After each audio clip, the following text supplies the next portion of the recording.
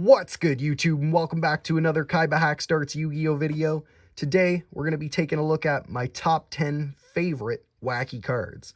Now, we're going to be going through it, and when I mean wacky cards, I mean they wacky. You know, they have some crazy effects. It doesn't necessarily mean that they're going to be good. It doesn't necessarily mean that they're going to be bad. But they could be useful in some areas. But we'll get straight into it. To start it off, number 10, we have Transmission Gear. You know, during damage calculation, when your monsters are battling, you can play rock, paper, scissors. And the loser of that rock, paper, scissors game has to banish their monster face down. So, I mean, it even works on Master Duel. The little arms of these, like, gear guys will come out and play rock, paper, scissors. And it's just a funny little card, but it could have some good removal. Next on the list, number 9. We got Inferno Tempest. Now, I just really like this card, too. It's got a weird effect. When you take 3,000 or more battle damage from one attack, you can activate this card. Remove all monsters in each player's deck and graveyard from play. So this is obviously going to not leave you with much. It's going to be in your hand and what's on the field. And if you got those plays set up, you can win it. So it is just a weird little card, and there is decks based around that card specifically. Number 8. We got Power Frame. Activate only when a face-up monster you control is selected as an attack target by an opponent's monster with a higher attack. Negate that attack and equip this to your monster that was being attacked. Sorry, the equipped monster gains attack equal to the difference in attack. So basically, you get that attack bonus and you stop their attack, and then you can just attack into the next turn or whatever you want to do. It's just a weird little card, you know. Coming in at number 7, we have 3 Strikes Barrier.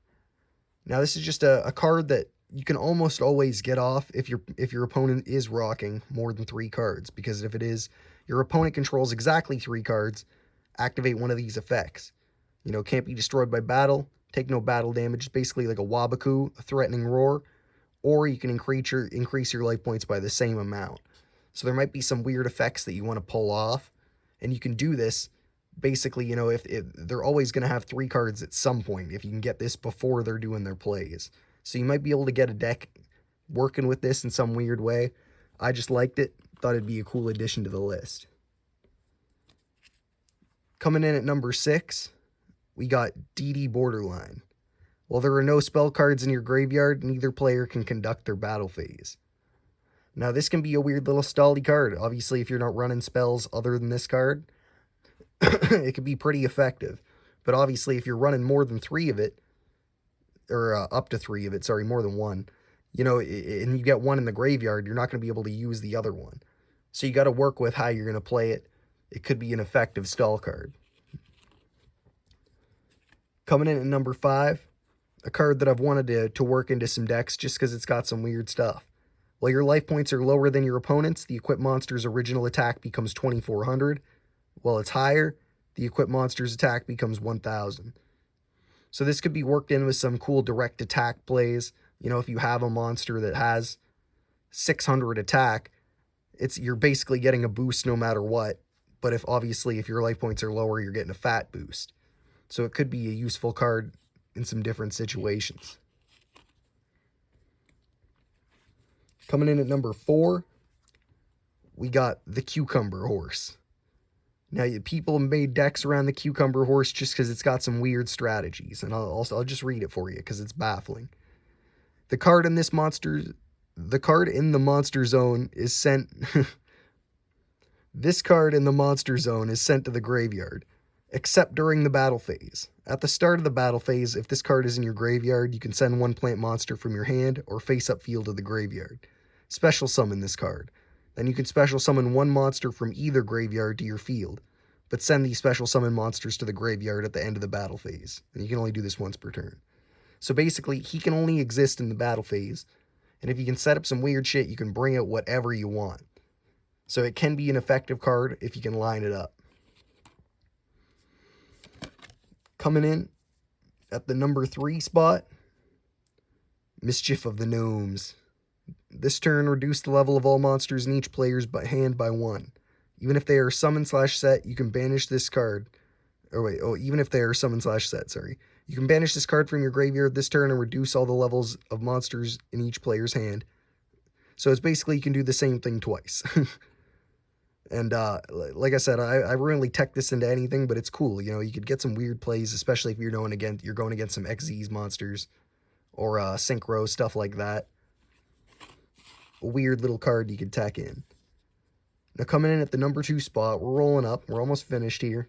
Vicious Claw. Now this one is just a bunch of text, and it's just nonsense. It really is. The equipped monster gains 300 attack. If the equipped monster would be destroyed by battle, return this card to its owner's hand instead. Then destroy one monster, except the one monster that battled the equipped monster, and inflict 600 damage to your opponent.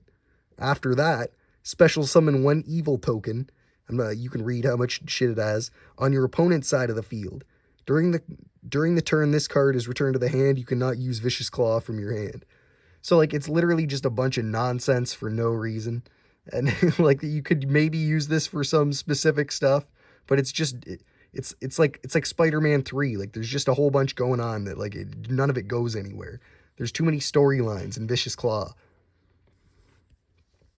And at the number 1 spot of the top 10 wacky cards, Jowls of Dark Demise. You know, obviously this is one of my personal favorite cards.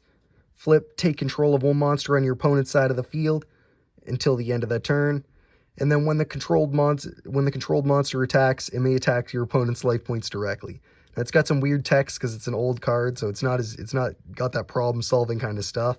But it is such a crazy card. Like, if you've seen, I'm building a deck around it. Check my deck profile. And if you think I missed anything, you know, if you want to see me do another one, obviously I can do that. Make sure to like, comment, share, subscribe. Tell me which one is your favorite out of the top 10 that I threw out. Like I said, tell me which ones you'd like to see in the next top 10. And if you think I missed anything, tell me in the comments. And thanks for watching. Peace.